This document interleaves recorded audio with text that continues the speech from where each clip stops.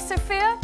I am a visual artist and a design educator. So when I say visual artist, I started off as a graphic designer, but I'm moving more into like exhibition installation stuff at the moment and seeing how that goes. But generally, visual communication is my bag of stuff.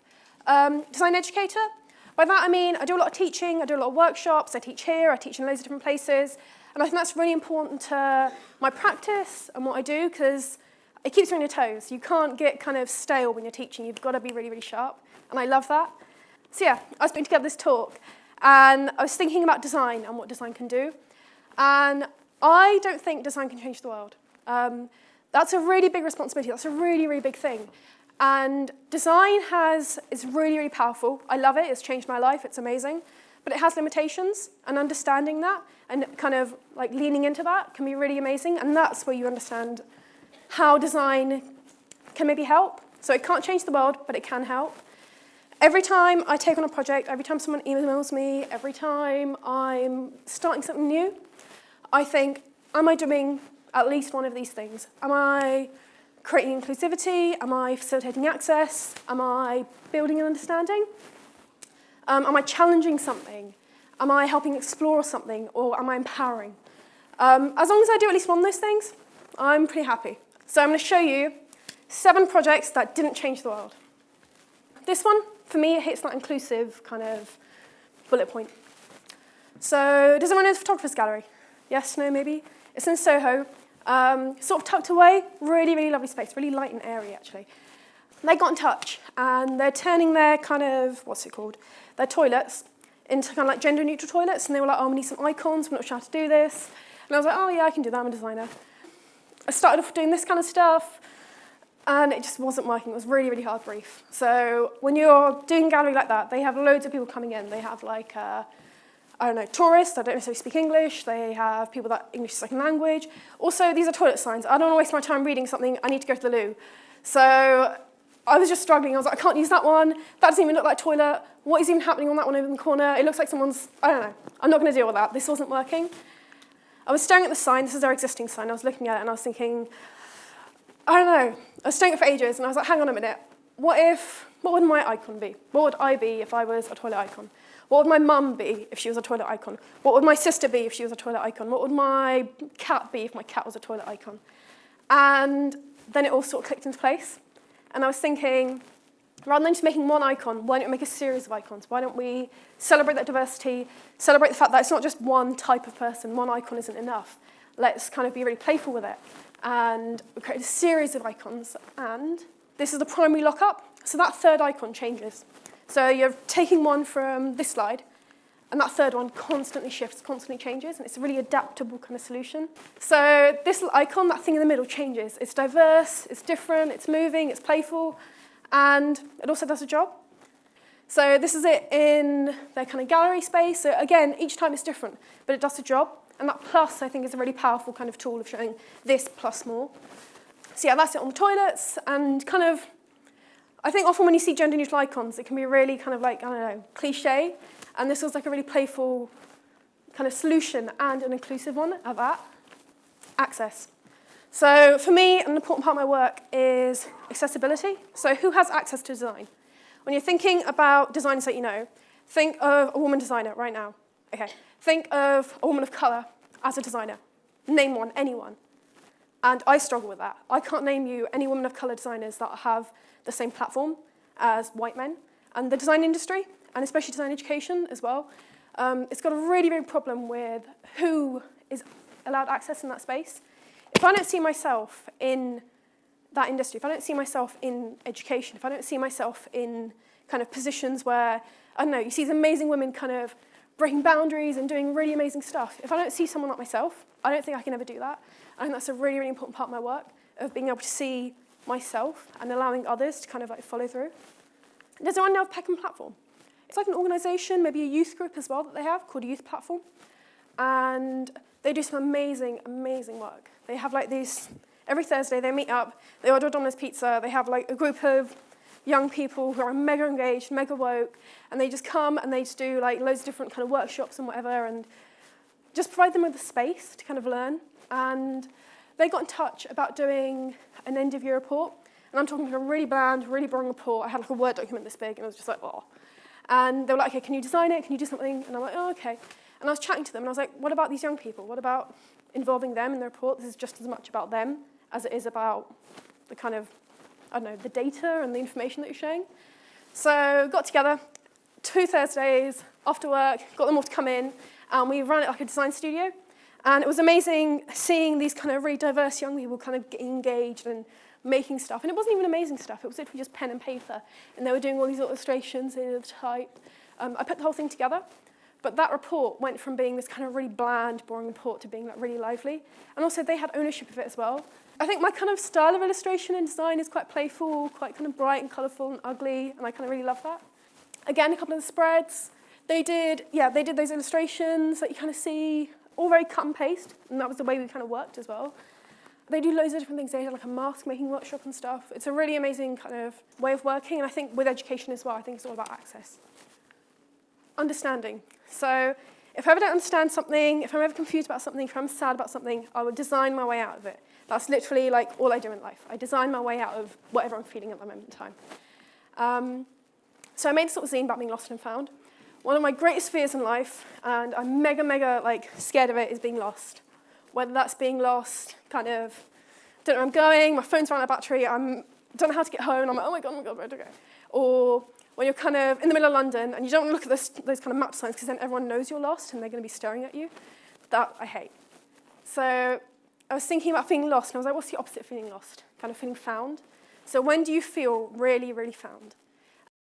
I feel really found when I go home late, I've been working all day, everyone else is asleep, and I make dinner. I light a few candles and watch some really shit TV and eat dinner in my bed. And that moment of like just feeling really found, I love.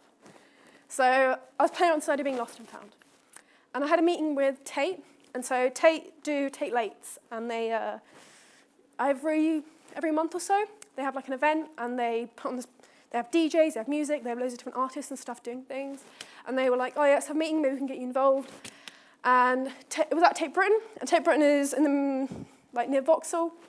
And they're like, oh yeah, meet the staff entrance. Their staff entrance was so hard to find. I got really lost, I was late, I was like, I don't know where I'm going, this is horrible. I wanted to go in that meeting and be like really cool and be like, yeah, I know what I'm doing. And I didn't. Anyway, so I got there, and then we started talking about, oh God, I got lost, and we were talking about being lost and found. And I showed them the zine, and they loved it. And then we thought, okay, how about we do something about being lost and found at this Tate Late? And I was thinking about being lost and found within gender and these ideas of gender. So I can't animate, but I can make a GIF.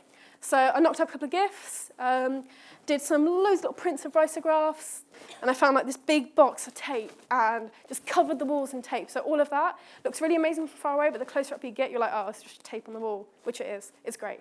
And it was such an amazing space of allowing people to kind of understand this kind of feeling of being lost and found. And we did a workshop, and I think workshops are really great in a way of communicating ideas and sort of, especially if you don't necessarily understand what it means, but if you can make something that can kind of show that, I think it's really powerful. And then we hung them all up. They're sort of visual representation of being lost and found. And then we hung them all up in the back. These were so beautiful. Like, oh my God, I cried.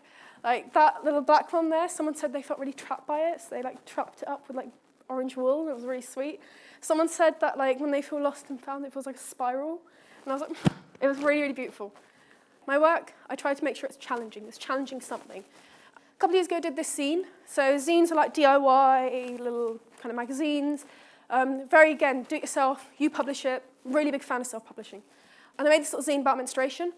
I did like a Twitter call out, and I was like, look, to me, I want to submit something, send stuff in. And oh my God, people, like strangers I didn't know, people from work, friends, everyone sent stuff in and put this sort of comp zine of everyone's experiences about menstruation. It was really, really cool. This was someone that works as LCC, and she did like a little like press chart of her period, like day by day. How cool is that? But it was really challenging. It's a challenging subject. It's challenging the taboo of why don't we talk about this? Why don't we actually take away the fact that like I menstruate, it happens. And we did like a Kickstarter for it, and it got quite a lot of press. In that Kickstarter, we ended up with $1,000 in total. Got some really nice plush printing. Got it like kind of like period pads kind of size zine. It was really, really sweet. And then we gave away pants, period stained pants, to funders. But again, it was being challenging, it was being funny. It was featured in The Guardian, The Metro, newspapers in America, newspapers in Australia. It was amazing. It got a lot of momentum. And the only reason it got that momentum was because it was challenging and funny, I think. Exploring. So I think your work should be exploring. This, again, with the Photographer's Gallery. So after I did that toilet symbol for them, they got in touch and they were like, we've got this exhibition on. It's called Undercover, and it's about kind of people cross-dressing. And they found like tons and tons of found photographs of like just different people kind of subverting gender and cross-dressing, and they've got that on show. And they were like, okay, so we've got this space upstairs. It's on level 3. And they sort of use that space for events, so you can hire it out and do whatever. So they were like, we want something to go in this space, but because it's hired out for events, we need to be able to take it down and put it away, and that's semi-regularly. That space isn't supervised, so whatever you put in that space, it's got to be really super clear, and they wanted like an activity. So it was already challenging for me, and I was like, okay, so what can I explore in this space? So I proposed this, floof yourself. So that little kind of weird blobby thing that you might have seen in some of the other projects is called Soof the Floof. I think it's sort of like a representation of who you are in parts of your body. So everyone can have a floof, go home and make your own. But this one's mine. And so I was thinking, right, we'll do a big 3D floof there, we'll give it lots of props, and then you can sort of dress it up, and then it'll sort of merge with the exhibition, also be a nice interactive thing that doesn't need much explanation. I realized I have to actually make this thing. I don't even sew, I have no idea what I was doing, and it went terrible. These are so haunting. Like I had nightmares. I was worried it was going to come and kill me in my sleep. Like, it's really, really haunting. But I was trying to figure out, I was trying to get that thing made. Literally over a weekend, just bought a shit ton of felt, and I was like, okay, let's figure this out. So for me, it was also exploring my practice and how that works. So generally, I was working as a designer, still am, but this was really, really kind of out of my field. But eventually got there, and there was one that was slightly less scary. So this is the final one, and mostly it was just sat in my living room for like 2 weeks while I was doing all the other things. And yeah, it was kind of nice. I kind of miss it. Did a couple of GIFs again. Again, I can't animate, but I can make a GIF, and I really love that kind of jerky rubbishiness of GIFs as well. So floof yourself with Soof the Floof. That's on a TV in that space, and it's also got these where you can show us like how to do it without necessarily needing to be explicit about it. So you've got, I don't know, ties, little beards and hair and loads of stuff. But again, being really playful with it. So it's about challenging and exploring ideas, but in a really playful way. And that's it there. It's got like a nice little spotlight on it, a nice big fancy little table. And then people can share it as well. So like literally, I check it like every hour. So I'm like, oh, someone shared something. But loads of people are kind of sharing their own little floofs and their own little versions of how they're dressing it up, which is really nice to see. That's Janice and Ruby from the Photographer's Gallery, which I thought was quite funny. But yeah, that's been a really nice kind of project allowing me to explore my own practice. Empowering. I think everything that I do, like design has really empowered me personally. And I would love to be able to do work that empowers others. Does everyone know about GBC, Green and Black Cross? So Green and Black Cross provide legal advice and legal observers to like protesters and activists. So generally if you have a protest going on, you can phone up GBC and be like, can you send out a legal advisor? So that way if you get arrested, there's someone observing, and they can take notes, and they can also come to the station, they can give you advice on what your rights are. They're an amazing organisation, they do so, so much. They got in touch and they were like, so they have a ton of information. They're like, right, can we put this in a booklet so we can sort of like hand it out to people so people can know their rights? They kind of empower them, essentially. This was a really lovely project to work on because I think I learned a lot in that kind of process, and actually being able to tie up activism as well as design is just something really important to me. A 101 guide on how not to get arrested or what to do if you are arrested, which is really, really simple. And again, empowering people and informing people I think is really important. This one I found really hard because I didn't have any photography. How do you illustrate justice, or how do you illustrate key messages, or how do you illustrate police liaison officers? That one was slightly easier. That was a really interesting kind of challenge as well for me, of like taking a lot of text and actually kind of making it accessible. Because like whenever you get a massive Word document, my eyes just glaze over and I can't read them. But breaking them up, adding in images, kind of design is, for me, about accessibility. And through that, you can empower people. So that was kind of a really nice, lovely little project. Working with people that do change the world. Design isn't going to change the world, but it can help. And I think for me, it's about working with people that do change the world and using design to sort of facilitate that. So yeah, I think that's it.